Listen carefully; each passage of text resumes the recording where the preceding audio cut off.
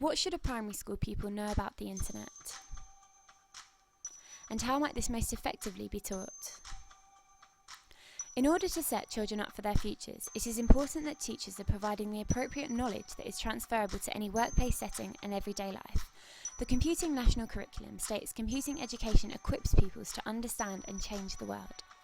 This emphasis on change reflects and highlights that technology is growing by huge amounts every day, and in order for children to understand and appreciate this, they need to be kept up to date.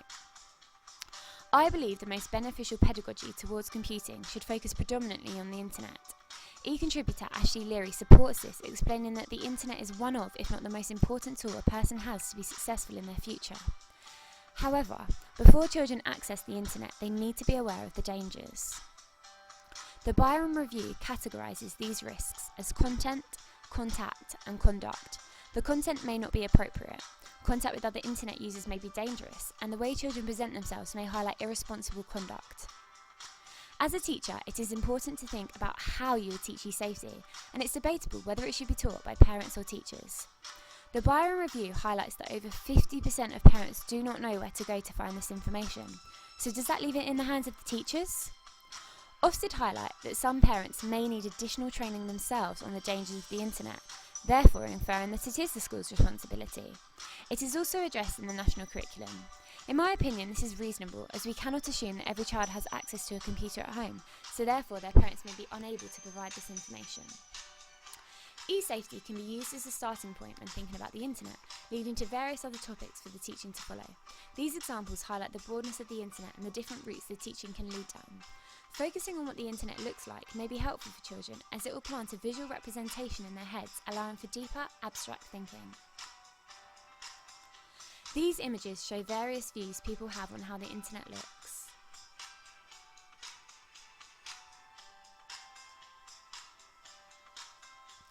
Barr and Stevenson link abstract thinking with computational thinking when encouraging children to approach learning through representations and simplifications. With this in mind, I think it would be appropriate and effective if teachers got children to draw their own representations of the internet before and after teaching the subject, to then allow for comparisons between their own work and other people's. This activity links with art, giving children the freedom to express their ideas in the form of a picture or diagram. Using activities where children have a chance to express themselves will in turn develop their abstract thinking, as they're able to create pictures and images that highlight the part that are important to them as individuals. Curzon et al. States how abstraction is another way to make problems or systems easier to think about.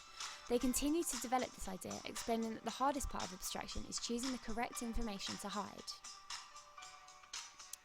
This will allow teachers to unpick children's individual interests further based on the information they choose to use, and could therefore be used for future planning based on the interests of the class.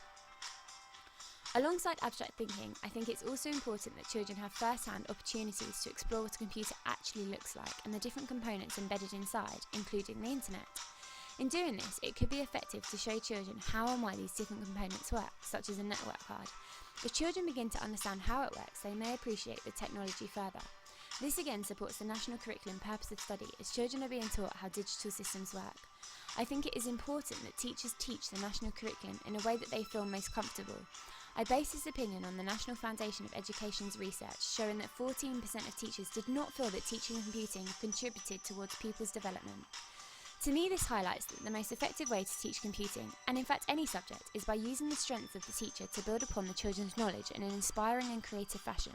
From assessment of children's work, I believe it will become apparent what the most important things to teach the children are, due to prior knowledge and their personal interests. In conclusion, I'm advocating that it can be ineffective to plan a lesson based solely on the national curriculum aims, as this may be irrelevant to the children. In order to inspire and promote good outcomes, it is vital that the teachers are contextualising information by making links that are relevant to children and can be used as a tool for development as both an individual learner and internet user.